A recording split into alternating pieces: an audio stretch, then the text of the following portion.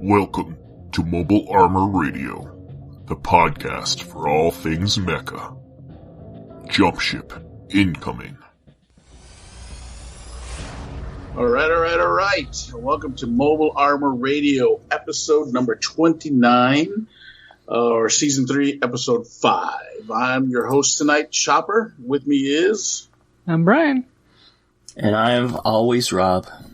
Always the Rob. It's good to be consistent. Good. It's true. So, everyone doing all right on this cold night? Are you guys cold? We're cold over here. It's a little chilly. It's been raining for like weeks. We got a little bit of snow yesterday. Oh, geez. Uh-oh. That's not good. Haven't gotten that yet in my neck of the woods, but I know, I'm pretty sure it's on the way. Ugh, crazy. Yeah, I heard Friday for us, so. It's a good time for Mech games then. Yeah. All warm and cozy with those radiators. With the generating heat from lasers. Oh, great. Unless you're clan, you don't generate no heat. I always have to get a dig in. So, all right. Well, with that, why don't we move on into the Dropship? Dropship landing. And welcome to the Dropship, guys. This is what we're working on. I'm actually proud to say that I've actually done some stuff, but before we get to me, how about we jump to Brian? Anything for you, sir? Well, it's, once again, I was digging into some of my Dead Zone stuff, and I got myself painting up my Enforcer team. So these are guys wearing jump jets and power suits and stuff like that. They have some little mechs that run around with them, and they also get the stompy striders, which are always fun. I finally came to the decision. I think I've talked about my painting plans for them on previous episodes, but I did ultimately switch and make them the clone troopers from Star Wars. I originally had them marked as Mandalorians. Oh. But like with the lore within Dead Zone, it makes more sense. Yep. Made more sense for them to be the clones.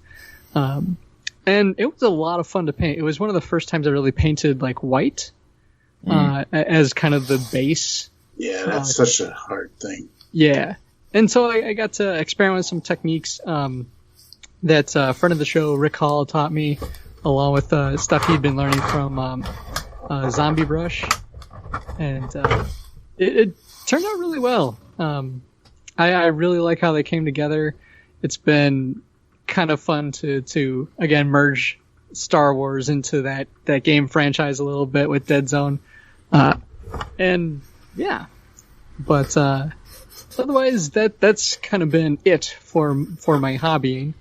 But yeah, how about you, Rob? Hobby. I've been doing a lot of stuff for Halloween. I'm building my costume, so I haven't had much time.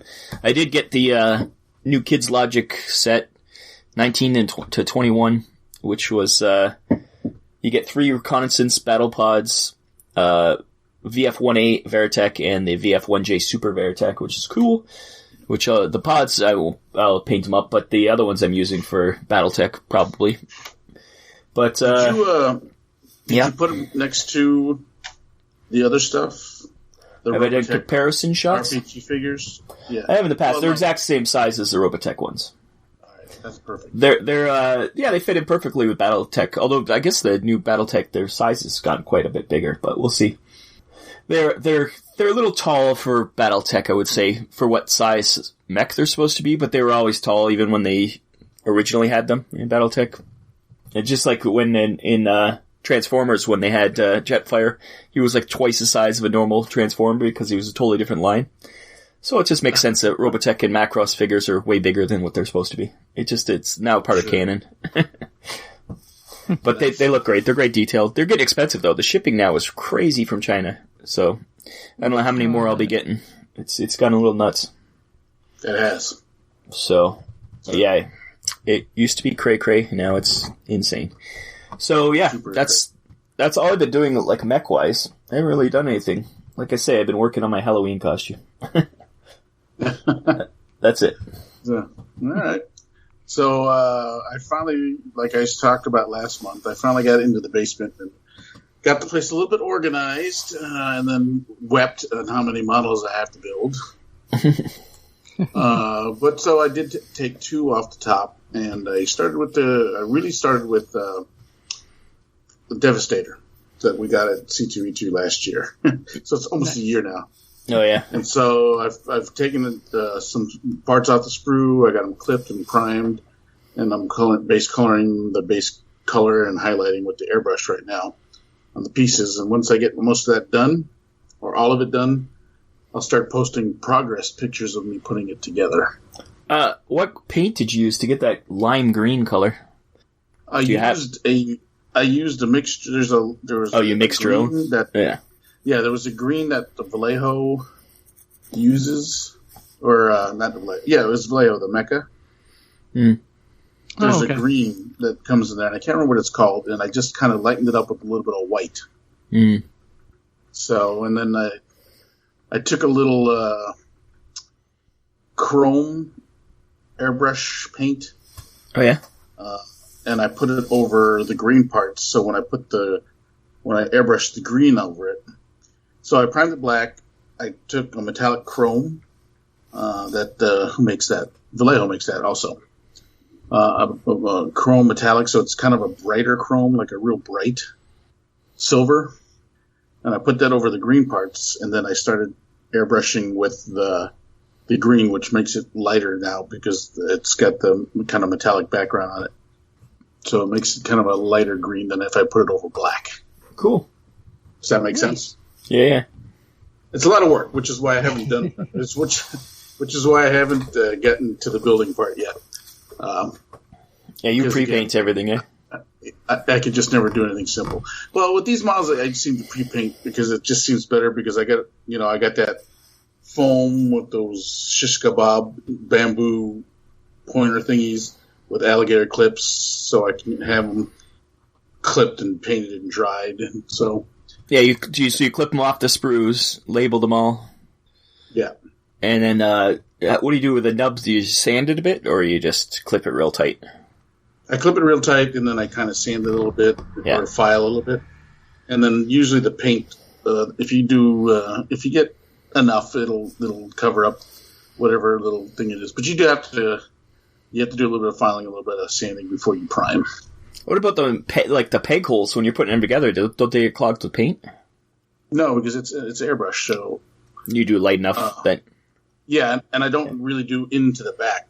Say if I'm putting 2 pieces together, I just do the parts that are going to show. Yeah, okay. Gotcha. That's cool. So does sound like a lot of work.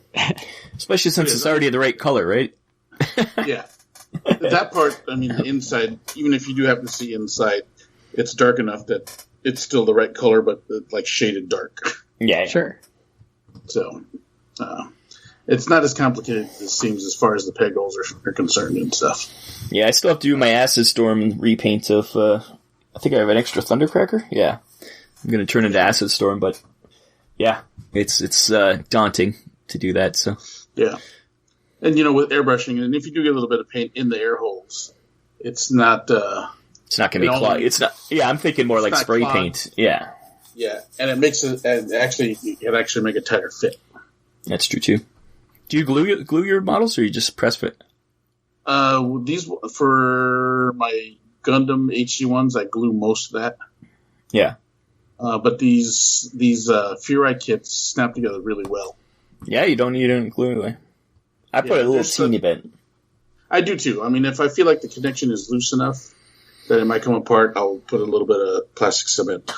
Yeah, I want to make it sure that... Because I know for Gundam kits especially, I find that if you don't glue them, they're very loose. Like, just the joints are loose. They'll work them when someone's loose after a while. Yeah. Yeah. So, and the other thing I started doing was 3D printing some buildings, erect buildings, because I have an ambitious project with my Mazinger Z model that I picked up to make a diagram of, Mazinger Z walking through a wrecked city. Cool. That's awesome. So, I mean, I was looking through that armor book and some other things that guys have been posting on the mobile armor radio, really good looking models and some scenery stuff that has kind of inspired me to kind of make my own little diorama with Mazinger Z. Because I haven't seen a lot of Mazinger Z diorama models out there, so I kind of want to be the. I want to be in the front gate of that. Yeah, I don't know if I've ever seen any. I don't even I've ever seen the Mazinger Z put together. Yeah, I see a lot of Gundams. I see a lot of Zaku's, things like that. So it kind of inspired me to do a Mazinger Z because it's Mazinger Z. Now, if I had a Mazinkaiser model too, I would do one of those too. You just have to have a button that plays like heavy metal music when you lights up. You have lighting effects. I did ask for a Mazinkaiser. You just have to gut one of those singing bass things. So I've been scouring the interwebs for wreck buildings of the proper height. I've been kind of scaling them using my wife as a reference because she is a model maker, so she has that crazy triangular slide rule where she converts actual measurements and scales it down for me. Yeah, that's awesome. So she says, okay, this needs to be so many millimeters high. I said, all right, perfect. Yeah, some of the stuff she does, it's pretty amazing. Yeah.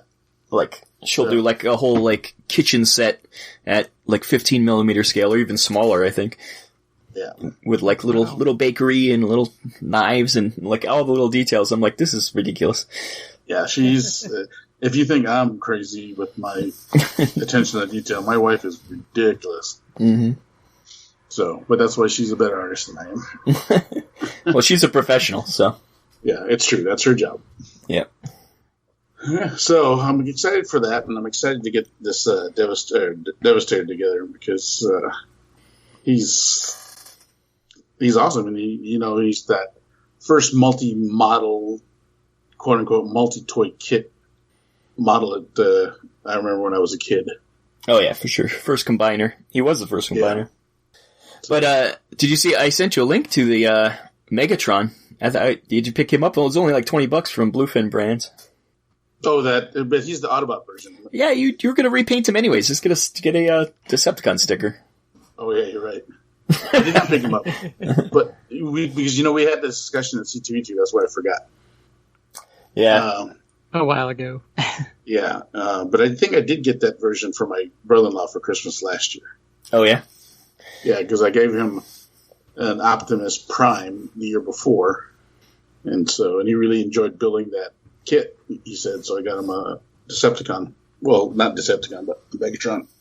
Yeah, the Fury kits. I really like the Seekers, but I'm not crazy about some of the like Optimus and Megatron. They find a little skinny. They're like a little too lithe, which is fine for the Seekers, but. Don't body shame Optimus and Megatron. That's right. So, yeah, but that's what I'm going. So I'm hoping by next month I should be able to get some pictures up on the page and everything. So the Mazinger Z one might be a little bit later because I'm going to focus more attention on Devastator first. Yeah, got to get what you've started finished. Yep. Exactly. And then one of these days I'm going to get to those Cyclones, I swear to God. Or actually, we got Mosquito, weren't they? Yeah, they're Mosquito ones, yeah. Because they're all in Japanese anyway, so. Yep, I made those a long time ago. That was like 3 years ago now, Pat. At the beginning. Yeah, but I'm going to paint mine, so that's where we're a little different there. I painted mine because I think I had to. Yeah, because those were... I think they were they colored? They might have been slightly colored, but they weren't the right colors. So I definitely painted them. Yeah. All right, so I think that's all I got for that. And why don't we move on to ComStar now? Message from ComStar. And welcome to ComStar. This is our books and movies and video games and fire trucks. Part of the section. So, why don't we start with Rob this time? Well, I got some news. We got some news coming out. They did announce that the release date for Obsolete Part 2, that was the It was on YouTube series. That was really cool, but really short. Part 2 is coming out. They said December 1st, 2021. That's a long ways away. I don't know if they meant 2020 or if they actually meant it's a year away, but it is 2020. Yeah, there is a link to the post in the show notes that you can check it out. But I loved Obsolete. That first series, it's great. And I guess in Japan they're doing models for it from Bandai, but I haven't seen them in North America yet. So if anybody knows if they're producing those in North America, I would love to get some of those because it is a cool series. Just that I love the concept of it and how it's like one little, the mech is like one base, but all the different factions change what they do with it, and they all look totally different, even though it's all based on the same substructure, kind of. Yeah, this is the one that were all different short stories, right? Yeah, it was all like the future world where aliens kind of traded, I forget what they traded for. I think it was something like water or something. They traded mech technology. But these mechs are kind of like, they gave them the mechs kind of. It wasn't the technology. They gave them these little, and they could have as many as they want.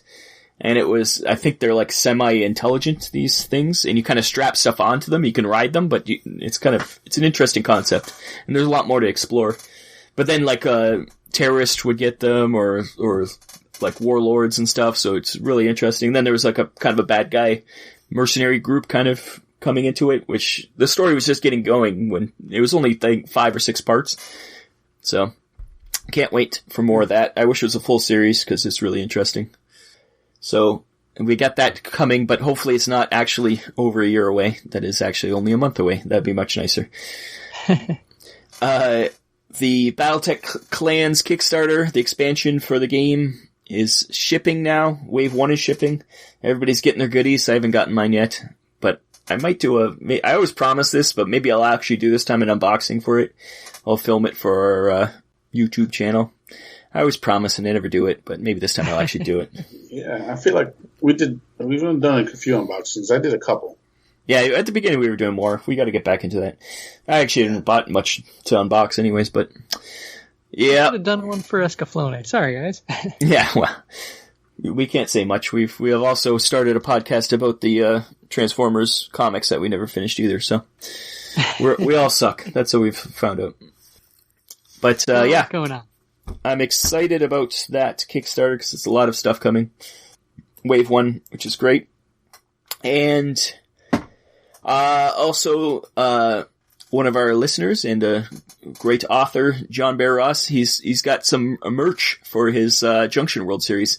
He's got somebody on Etsy selling Mercenary Guild pins, and they were super cheap. I would buy one, but the shipping to Canada is stupid. But the link, once again, will be in the show notes. You can go and get your own Mercenary Guild from Junctionworld pin, and nice. I encourage everybody to go do that because it's cool looking. I think it's a skull with cross chainsaws, which is great.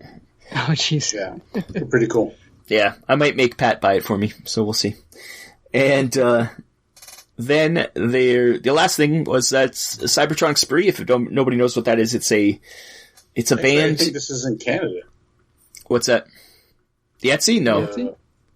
It says Canada dollars. That's probably because of my link. It's because it's probably from the Canadian Etsy store.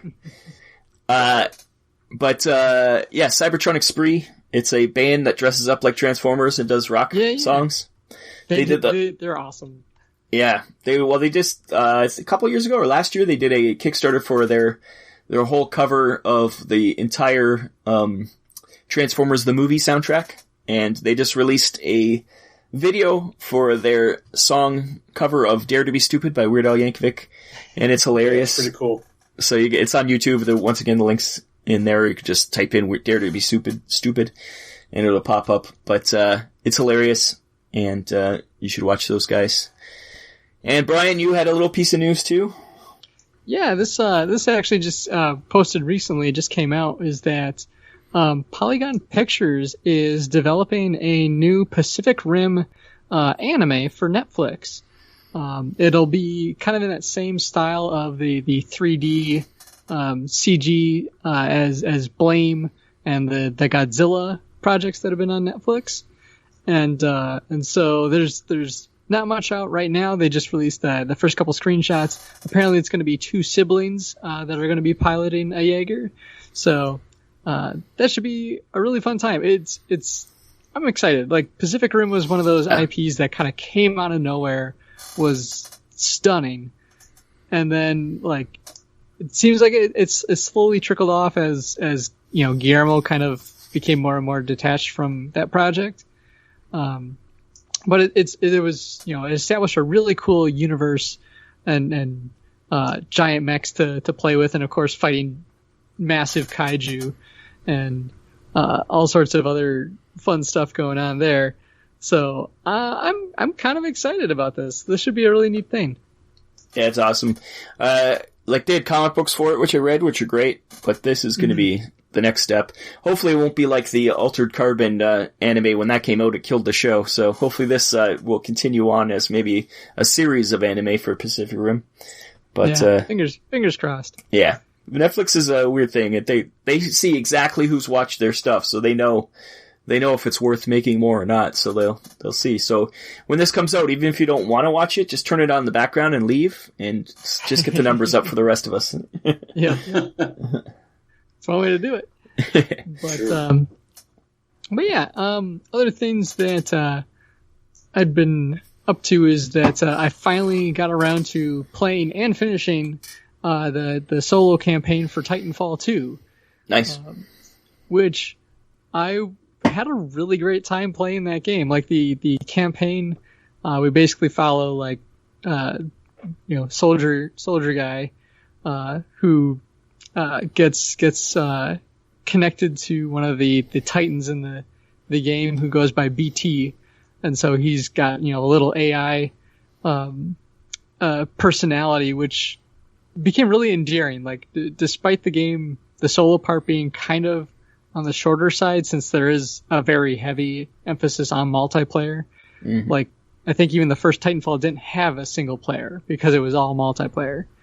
But it crafted a really cool cast of villains that are we were running up against, and just fun stompy giant robots, and a whole bunch of it had a fun verticality too to the actual, like when you're running around as a human, because you have like these little jump jets and you can do all this wall running and stuff.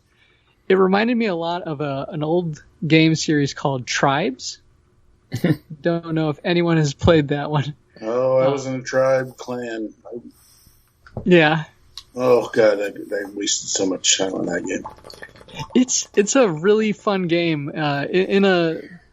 It kind of fell by the wayside as everything went to like Twitch style big things with Tribes back in the day. You run around in jump jets and have different like power armor and a huge array of weapons, but it was one of the first games that actually had roles. Yeah, it had roles, and it also had projectile weapons. So it wasn't you click and it just like knows if you killed somebody. Like, oh yeah, you hit the guy in the head. It was no, you fire this thing and it will travel the distance. And so, like, combined with the jump jets and all the running around you could do, it was a really fun and creative, like, first-person shooter game. Sadly, I think it's defunct now. I think that franchise... Well, they brought it back for a little bit. There was a Tribes something else after Tribes 2. They had Tribes 3. Was it Ascend? Was that the subtitle? I can't remember what it was, but that came back for a while, and it was nice. Because I think it was... I think want to say it was had third like an part. MMO. I think someone else took it over. It was Tribes Ascend. You're right, Tribes Ascend. That came back in 2012, and then it just kind of fell by the wayside. Yeah, it was a fun game series, and I think I had a lot of those kind of fun memories and experiences when I was playing Titanfall. Like, it reminded me a lot of the fun times I would have playing Tribes, and so Titanfall was a lot of fun. And then there's this one guy on Twitter that I follow who I think I mentioned him once before, is like Low Poly Games or something like that. And like one of his big thing is that he just kind of shares little video clips of like PlayStation 1 era games. I stumbled on him when he was doing a bunch of Front Mission 3 captions, and but that's kind of got me on a retro kick, if you will. So I'm breaking out a couple of old games to play through. Right now I'm going to start with Xenogears, which I've had for a long time but never played. And then I'm planning to pick up and play Zone of the Enders 1 and 2. So those should be should be a really fun time. Play some old Scott style games. Yeah. That's pretty cool. I almost wanted to go back and play Metal Gear Solid 1, but then I would remember, oh gosh, I will die so many times. Yeah, it was clunky. It was very clunky. Yeah. That was definitely a franchise that the controls got so much better by the very end. But like anything before 4, it was kind of a nightmare to play. Oh yeah. It's like so unintuitive what each control does. And yeah, I remember it not being... Once you get into it, you learn it, and then you try to play another game, and it was all backwards, because that game didn't make sense. So, and it's super hard to go from the end backwards. If you just pick up the Metal Gear Solid after not playing any of them for a while, I'm sure it'd be crazy. It'll be a little easier, but going like, because I just finished playing 5. Going back to 1 would have been a disaster. But yeah, so that's kind of what I've been up to. And I think I also mentioned I'm still reading through Star Wars Rogue Squadron from the old Legends series. I was going to say the old one? Yeah. Wow. And following Wedge Antilles and all these other fan fiction characters. Don't tell me about that. It's kind of fascinating reading some of those old books again, because I think that one even predates the prequel series. Mm-hmm. And so there's, like, Coruscant is a huge factor in it. And so just kind of reading up on how Coruscant was depicted back then, and just the state of the fiction, as it were, is kind of fascinating to do. But definitely looking forward to finishing that one up and getting back into like a whole bunch of the Dead Zone short stories and stuff like that. Nice. But that's enough about me. How about you, Pat? Actually, I don't have too much as far as ComStar is concerned now. I did start the new Battletech book by our good friend Brian. Not this Brian. Not this Brian. Brian Young. Brian. You don't want me to write a Battletech book yet. No. Yeah. And that's really all I got as far as books. I mean, I've been I brought out the armor book again for Devastator for paying tips on Devastator. But other than that, I didn't get into any comics. Finished really the RPG for Robotech last month. Oh, we have been reading comics, Pat. We read Ultraman. Ultraman? Yeah, Ultraman, right? Oh, yeah. I forgot you sent me the Ultraman books. So, New series Ultraman from Marvel. Marvel's put out really Ultraman. Good. Yeah, it looks really good. And if you're a big Ultraman fan like me from back in the day, it's a must read, I think. Especially if you like the Netflix cartoon. Yeah, it's kind of like the origin of Ultraman so far. We just had the human combine with the Ultra to make the Ultra Man. I think we're on. I think it's issue 2 we're on right now. Currently, issue 2, yeah, definitely. So it's from Marvel Comics. So check that out too. Do check it out, yeah. Especially if you're old. If you're old like I am, and used to watch that TV show in black and white. Nobody's that old, Pat. Come on. Oh God, I watched that show in black and white. For God's sakes, it has a rerun. Such memories. I just want to quote Back to the Future at you. What's a rerun? You'll find out. so far, I'm very, very, very captivated by Brian's book. I'm glad to see new mech books coming out that are nice to read. Yeah. Not that I read a really bad one, I don't think. Yeah, some of the earlier ones weren't great, but I've gone through quite a bit of them now, and generally the BattleTech books are really well written. Like the Grognards complain about, it's not exactly right to the rules and stuff. Like, you can't do that and you can't do this. It's like, well, no, but it makes good stories, right? So yeah, definitely. Sit back and enjoy them instead of picking them apart. I think that's the key. Yeah. So if you haven't gotten the new book, definitely get it. Along with your Honor's Gauntlet. Honor's Gauntlet by Brian Young. Yeah. So, again, I feel like when I'm doing more hobby stuff, my books your other and other stuff falls to the wayside. I could never do both. Like I can't shoot. It's hard to get a good balance on those. So, all right. Well, then let's move on to the MechBay and start our little roundtable here with the things in the world today. It got me thinking. Uh-oh. Now entering the MechBay Hanger. All right. Welcome to the MechBay, where today's topic is inspired to me by things going on in the world today. Try not to make this too deep or political in a sense, but it did get me thinking.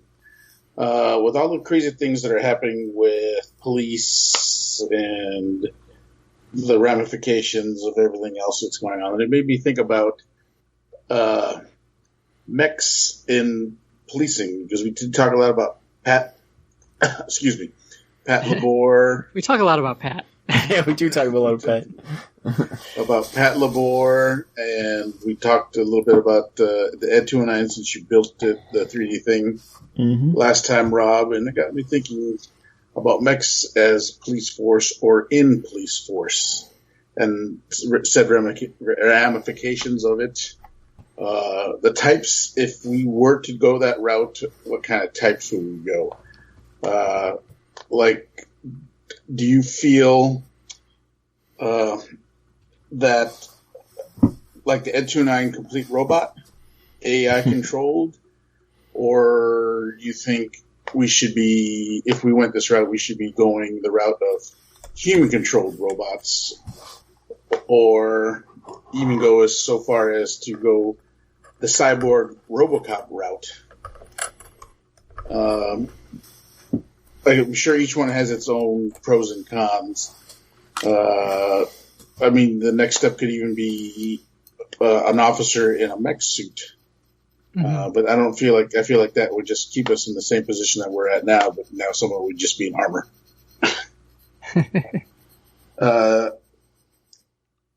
What do you guys think about that? I'm very interested to see what Rob says about, since he's our quote-unquote resident foreigner. Foreigner. Well, also a resident. Resident alien. I guess some of the pros would be if we used, say, like an Ed 209 robot slash mech. I'm really curious to how you're going to have a pro for Ed 209. I said like Ed 209. I didn't say the Ed 209 because he was definitely flawed. Definitely make sure people comply. Even when they comply. Definitely flawed. So again, and then that, speaking of even the flawed, then we've talked about this in several episodes before, especially making reference to that. I think, Brian, you liked this movie, so I'm going to be very delicate when I say this stupid plane movie with Jamie Foxx. Oh, the stealth movie? Yeah. Yeah.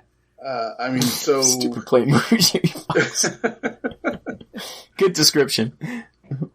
It worked. Do we worry about giving a robot too much power, and then run the risk of getting an Ed 209 just gunning people down?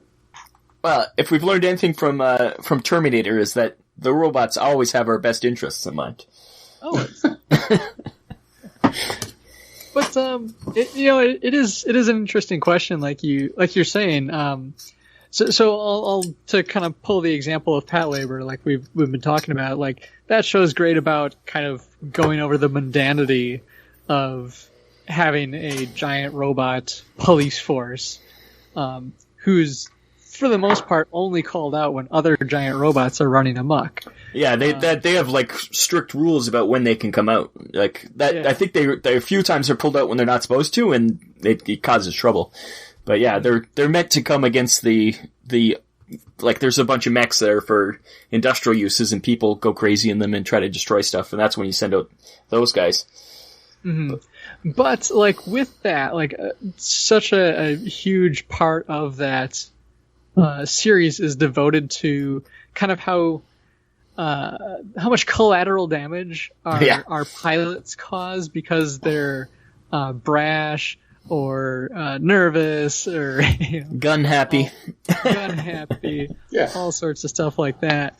And you know, it becomes political in the show when it's just like we don't want this team to come out here because they're terrible. But I think that's necessarily the team though, because the other team, like team, what is it, 1 and 2? I think that's who they are. Team 1 is like, they like Team 1. Team 1 does the job and doesn't destroy buildings and doesn't ruin a whole street. It's Team 2 that just, they're nuts. Team 1 is good, but like, for whatever reason, like it's part of the show where Team 2 actually gets the new prototype stuff. Yeah. And Team 1 has the old, stuff that is barely, functioning and just is not up to par with the state of the art anymore. Well, I do think it's implied because the one person in Team 2 is the son of the guy who owns the company, so I think it's implied that there's some nepotism going on there. Yeah. Even though he doesn't want it. Yeah. So, like that's one side, right? So it's not too far to even think about a force like that with our advancement in robotics. I mean, Khal Drogo, I'm just looking right now on the Mobile Arm Radio page that Khal Drogo put a video of that mech thing, and it's wrecking cars.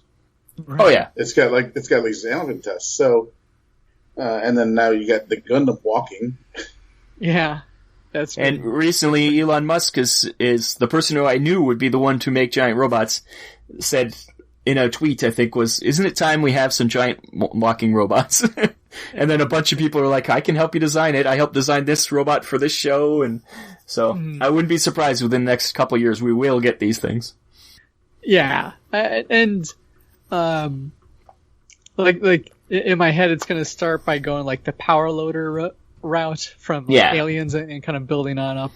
But, it is a neat thing to kind of toy with where they have the pilots, and so there's a bit of agency of training and intuition that is often, at least in storytelling, absent from an AI system. And then you kind of have on the flip of that, we mentioned Ed 209, where it's to some extent there's an AI running it, whether or not the level of intelligence might be up for debate. Yeah. But, obviously it struggles in RoboCop to know when to deal out some justice. Yeah, and that's, maybe again, that's also... that's true. Who the villains of the movie were, that's for sure. Well, that's true. I mean, I guess then these were viable options in today. Mm-hmm. Would these be viable answers to some of the problems that we are having? No, they would not. No? Well, I mean, think about it. If you do a drone, I'm sorry to interrupt you. Go ahead. If you go the drone route where you're controlling said robot, not an AI, you take away the physical danger of someone. Do you think they make better rational decisions then when they're not in the heat of the moment or in physical danger in itself? Well, the problem with that is that they've shown that with military use of drones, that the people on the other end are more willing to shoot and kill because they're not there, and it's like a video game to them. Like you distance yourself from the actual act, And it is psychologically much more easy to do things that you wouldn't do if you were actually there. So I think... So dehumanizes the whole thing, sure. Yeah, like it turns it... I forget what they call it, disassociation they call it, that you're not there, so it doesn't... Really, it's not real. So you definitely don't want that on your own people. Like, that's the time you need compassion and you need... So a drone would be, I think, one of the... It wouldn't be the worst. I think, well, AI is hard because our AI currently is not smart enough, and the AI in science fiction is always bad. Like is there any AI in any science fiction? Maybe Data in Star Trek, but is there any AI that's ever good? Like it doesn't happen. I was going to mention I, Robot, the Will Smith movie. Yeah. Now, whether or not people like that movie. Was good. Yeah, was a good one, but it also is that example of kind of robots being an integral part of society and everything, like and how people kind of treat them and so on and so forth. So there would definitely be, like, I could see a transition period that would not be great. Hopefully it doesn't go full on Matrix with the second Renaissance section of the Animatrix, if anyone's seen that, where the robots, when they kind of first get their intelligence, people respond poorly, we'll say. And I mean, we still have a lot of new stories kind of broaching that particular advent. Like, I think Overwatch has it. In my opinion, Overwatch is not great at telling its story, since it's first and foremost a multiplayer game. You mean a Blizzard game that doesn't tell a story very well? Never. But that's at the crux of it is that there was a robot uprising and culling, if you will, and then another race of robots kind of came out of the ashes of that and are looking to live peaceably. But to kind of bring it back to your question, I feel like the first step will be AI based. After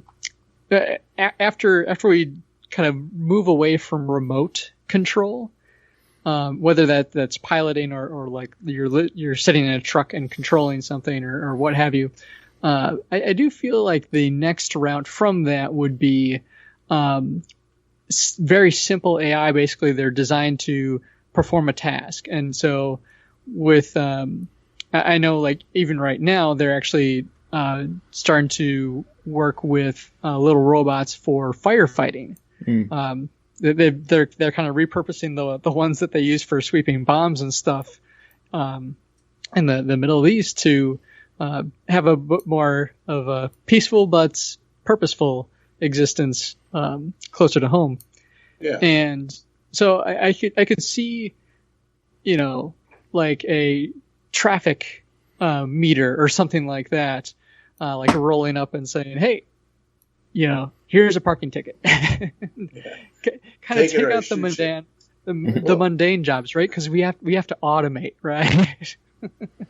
I guess then if we are still talking Ed 209 robot, I guess you could make an argument for if it's not human endangering anymore, the controller or / officer, then you could equip robot with more non-lethals or because there's no danger. Yeah, it's not going to get shot. Yeah, if it was, it might get shot, but there's damage. No danger. Yeah. You know what I'm saying? So then you don't have to retaliate with said lethal force anymore. Yeah. I mean, that's one of the pros I was thinking of. That's the idea of bomb disposal, right? That's why you have bomb disposal robots now, is because you send it into a place that you don't want a human to go.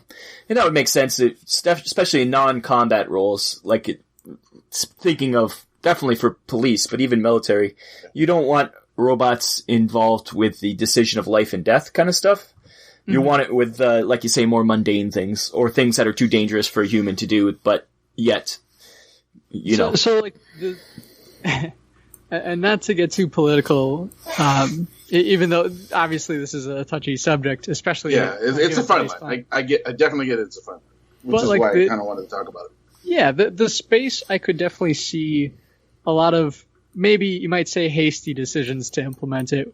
I could see like in a riot style event, right, where you don't want to put police, necessarily in danger, as well as, trying to prevent escalation of any kind, where a, robot of some design, likely intimidating in some respect, whether by size or just bulk of it, but like armed with non-lethal measures such as I'm not as well versed on what qualifies as lethal these days. Yeah, there's plenty of ways. Well, it'd be like gas, like smoke grenades or something like that. Even though those have become lethal recently, but but even you can use some kind of knockout gas. You could use, or like use a taser in a sense.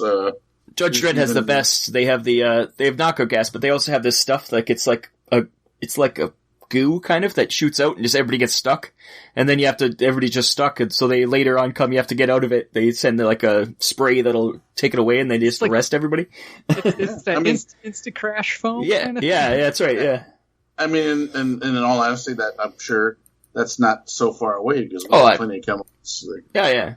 The question is how carcinogenic it would be. Well, yeah, I mean,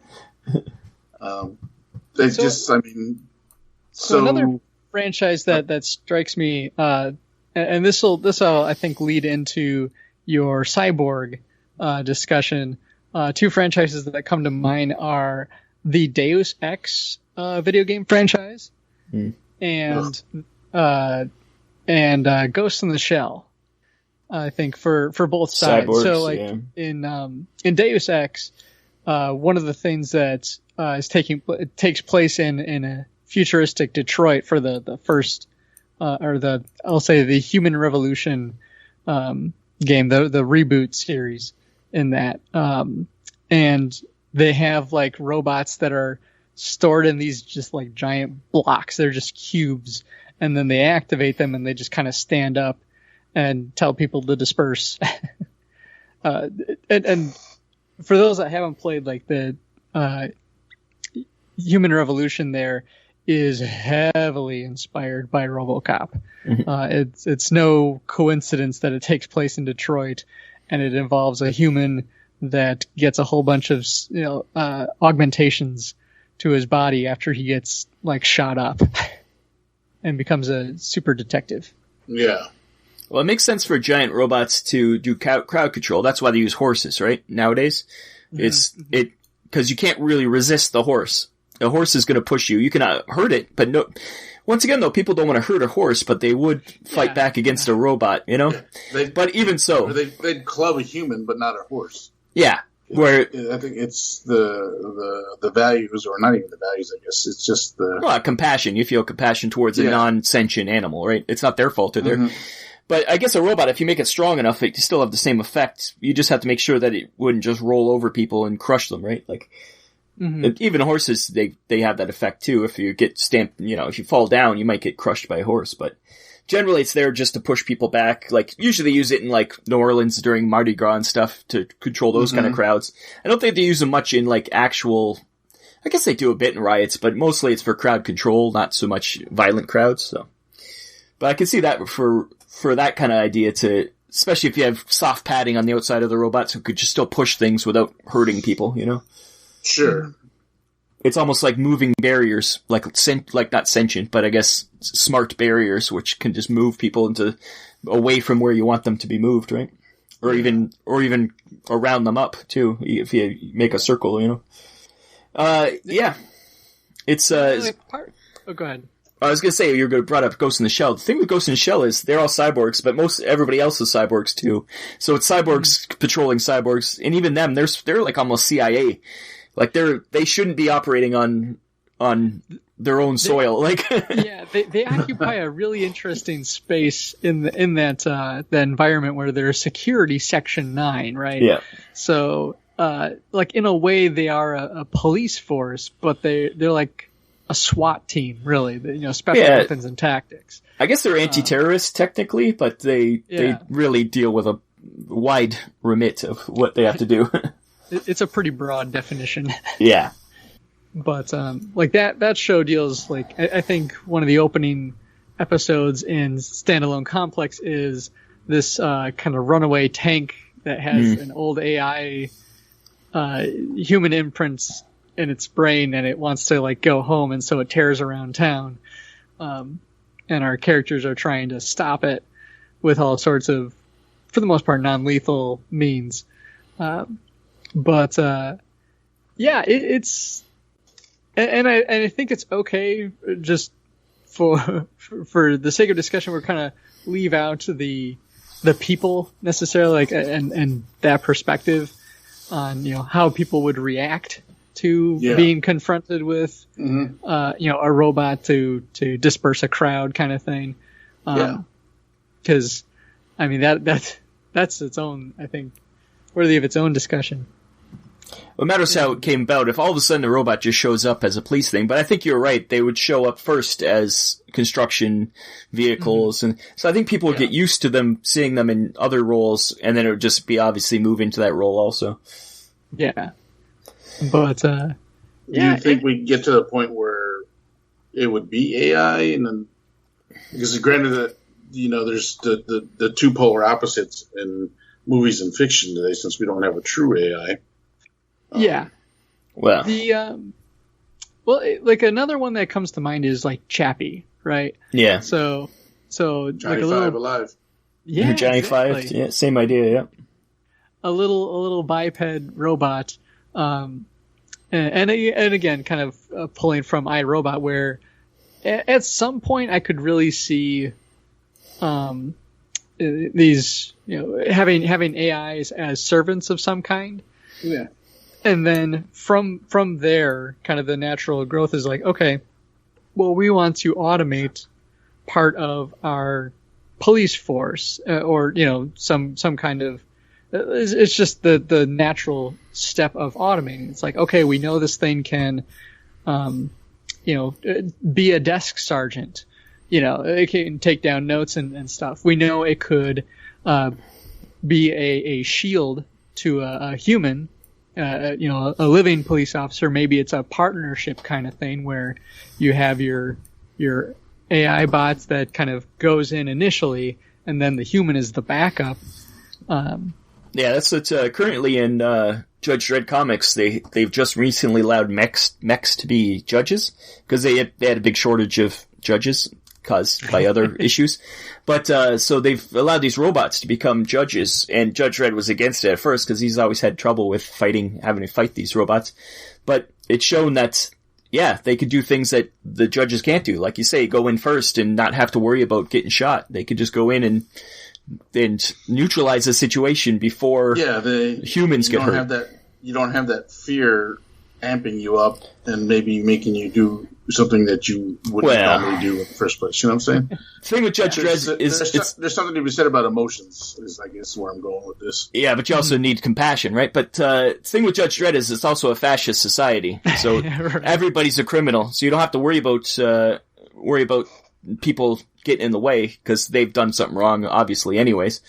So it's a lot easier. Like in real world, it's a lot harder because there is innocent people, especially if it's not in necessarily riot situations. If they're going to a apartment complex where there's a hostage situation, there's going to be other people in the area and hostages and stuff.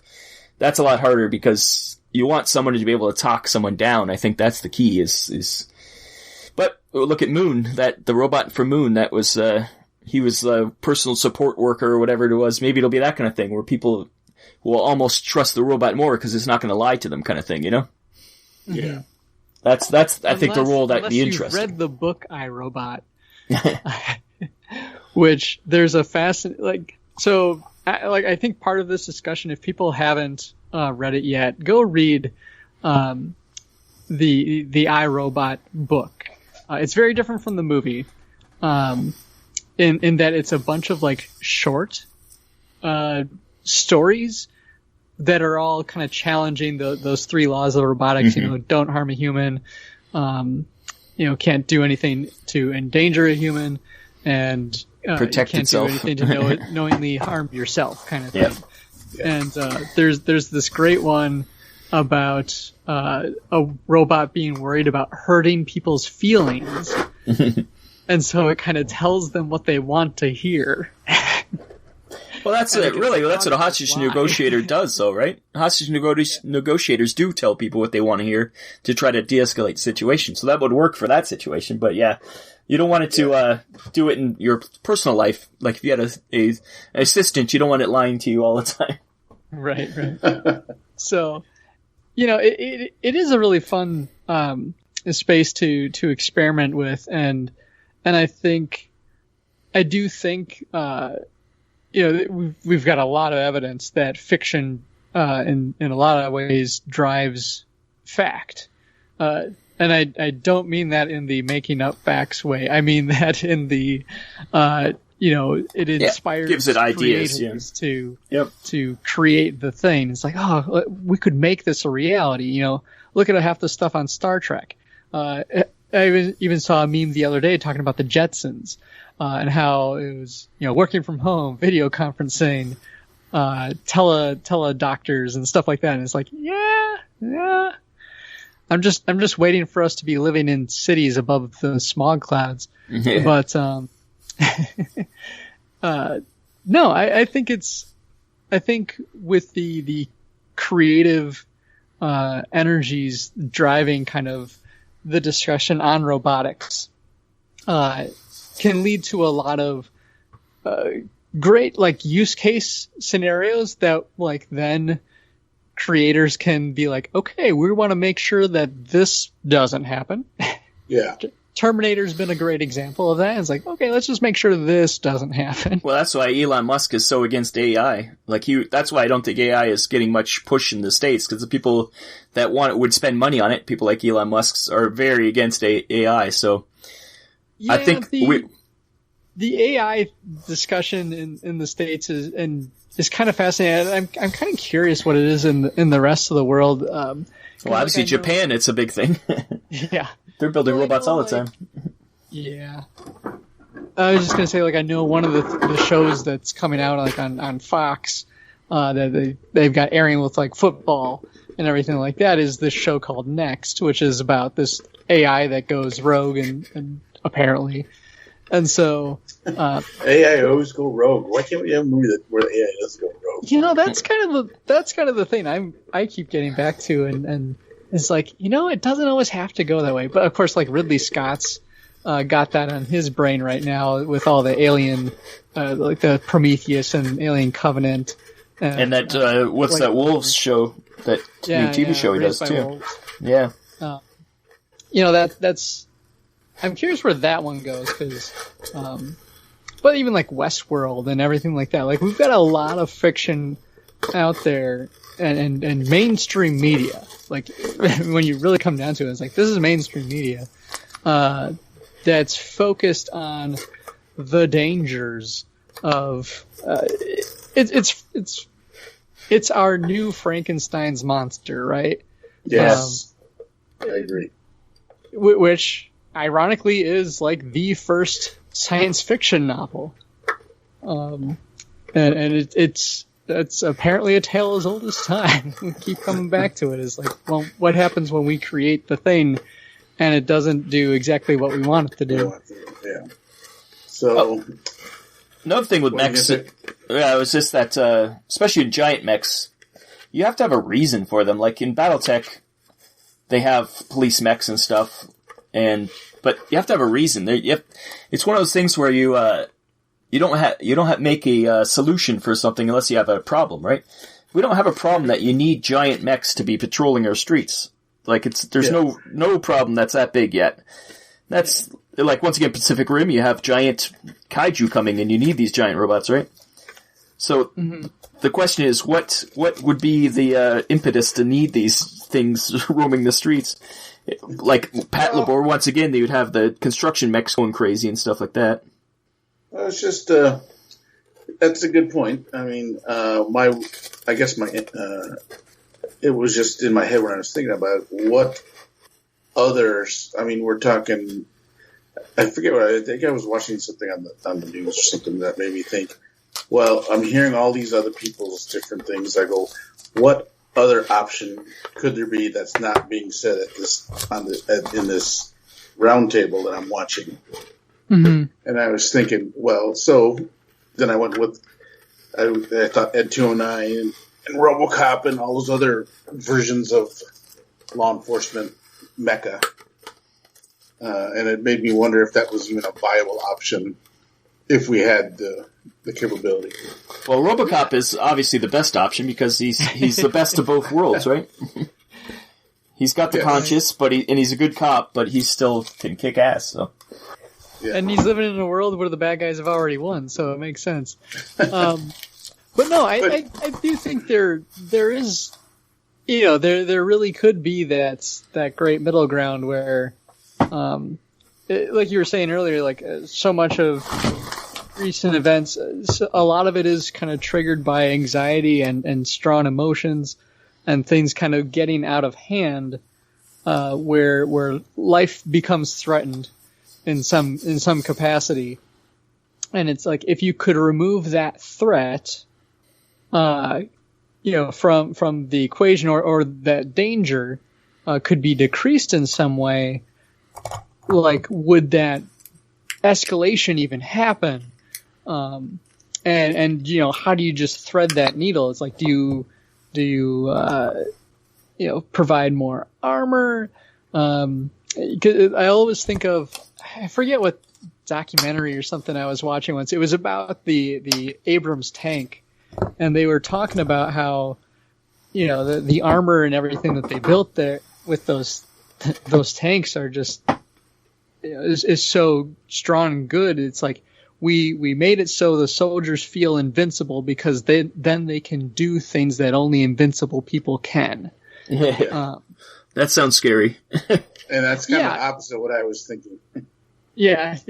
Well, we'll see. Like the flip of that is kind of the control, right? Where it's like, okay, you want to then make sure that invincibility is not abused.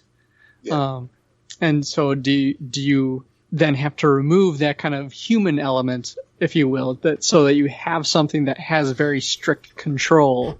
Yeah, because as always, power creates corruption, right?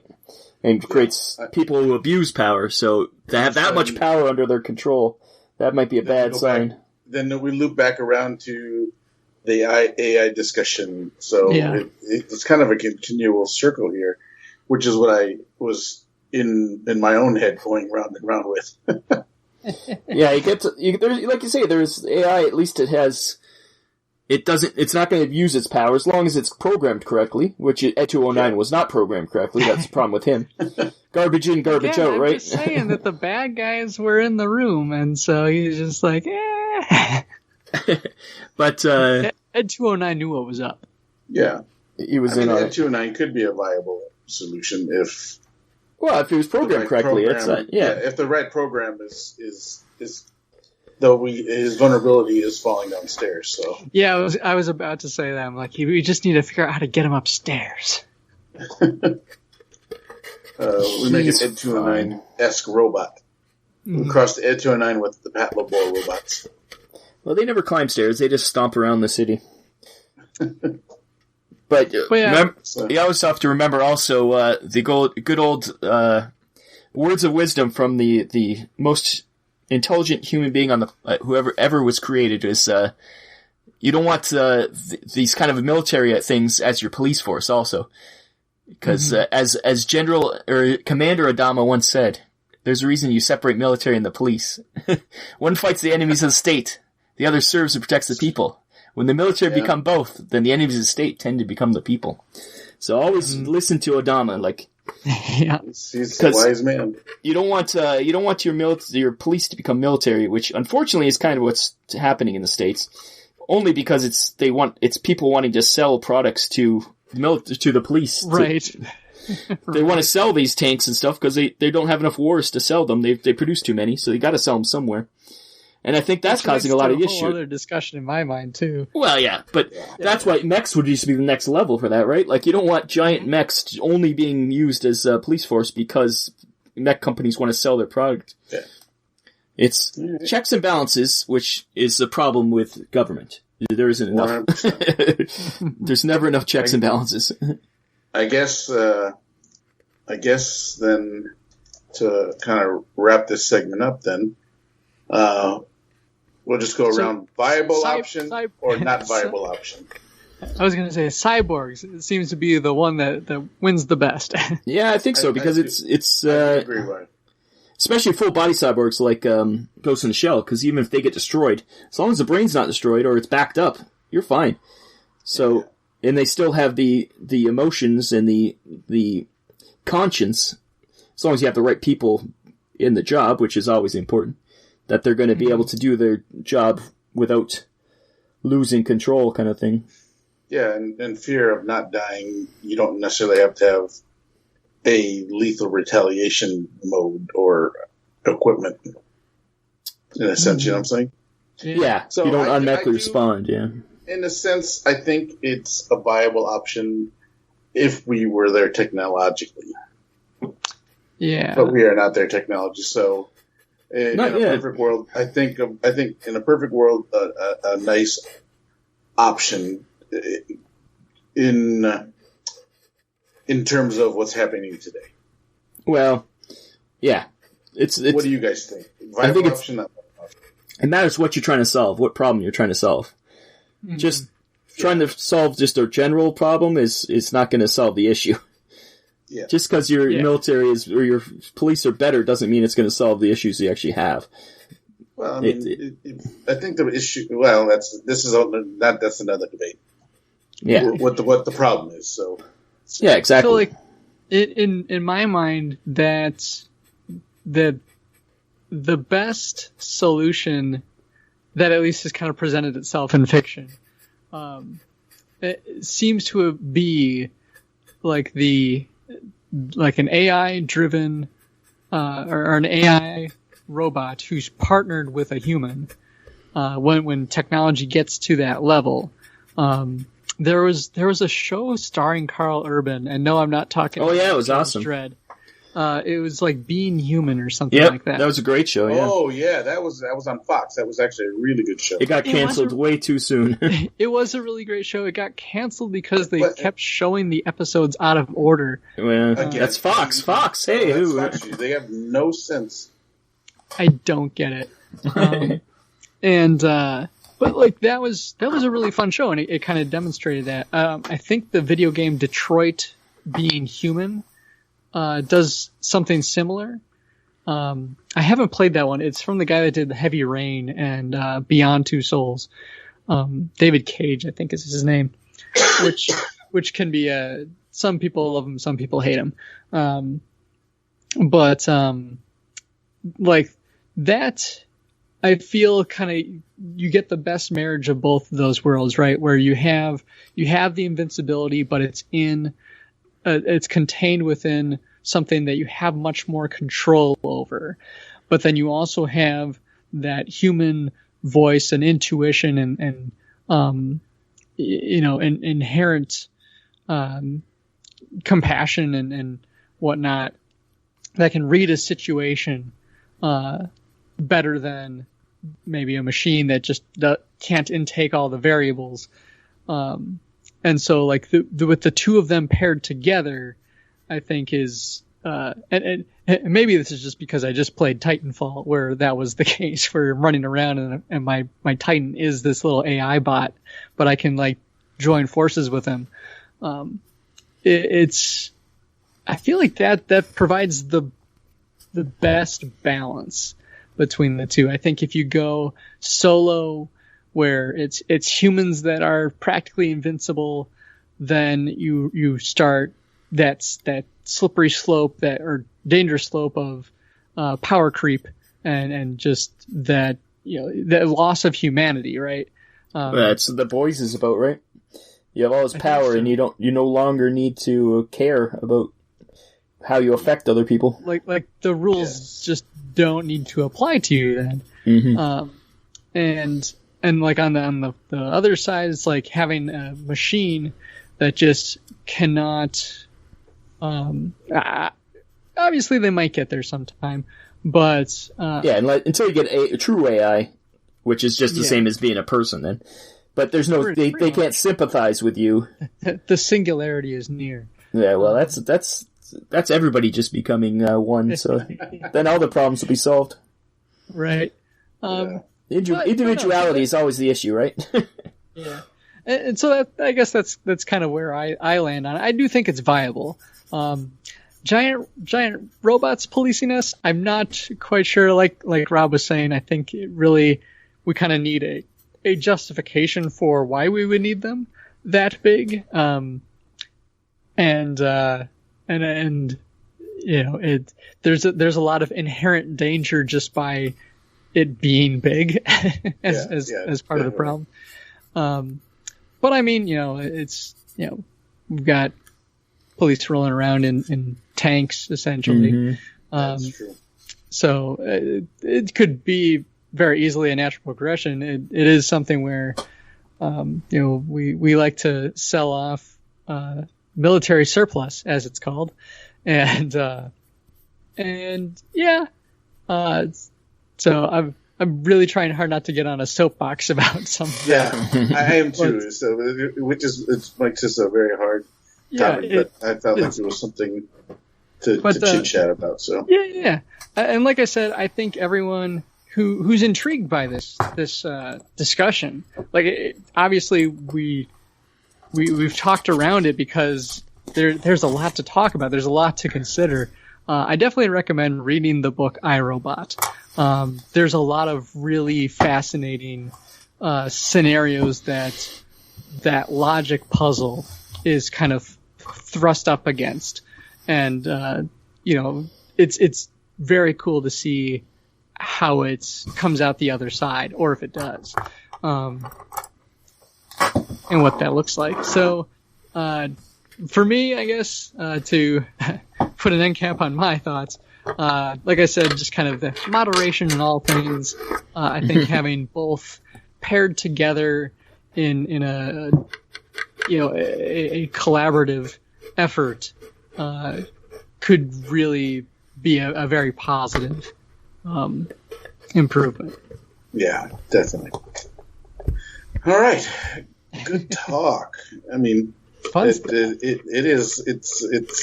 could get deeper than what we did, which is another discussion, I guess. But I didn't want to get too deep with it, since we're just talking about Mecha.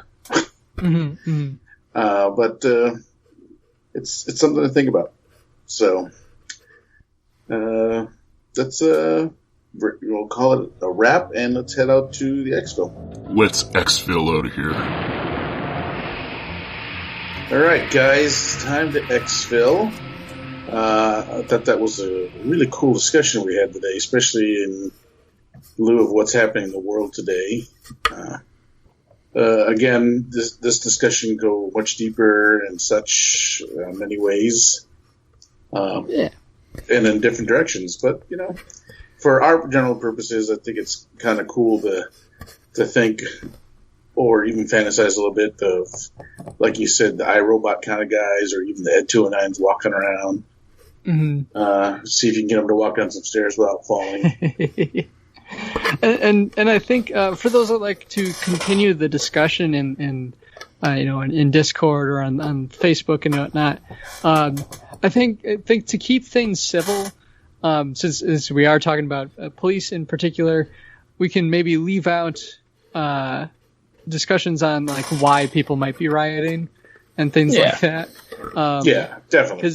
Because obviously there are many reasons why people might riot. Presumably, hopefully, some of them are good. Sometimes they might not be right. It can be a wash. So I think, just for our own sake, we've had such a great positive community here. We are mostly talking about some fictional what could be's, and if we want to just kind of continue that. We don't want to necessarily poo-poo anybody's ideas or anything like that, but obviously this is can be kind of political, which some people may take more personally than others. So we only ask that you keep it as a civil discussion. Try to focus on the giant robots, and hopefully everything will be fine. Yeah, definitely. It's really about the robots for this discussion. And I'd just like to say, vote Cthulhu. Yes. He's not a robot. He's a kaiju. He's a kaiju. Ooh, now you know where my alliance lies. So that's another discussion. Is Cthulhu really a kaiju? Oh. And how big do we have to build the mech to fight him? Exactly. So, on that note, I've been Chopper. I've been Brian. I'm still Rob, and I will ban you. And I will ban you. If you're ever not, we'll be worried.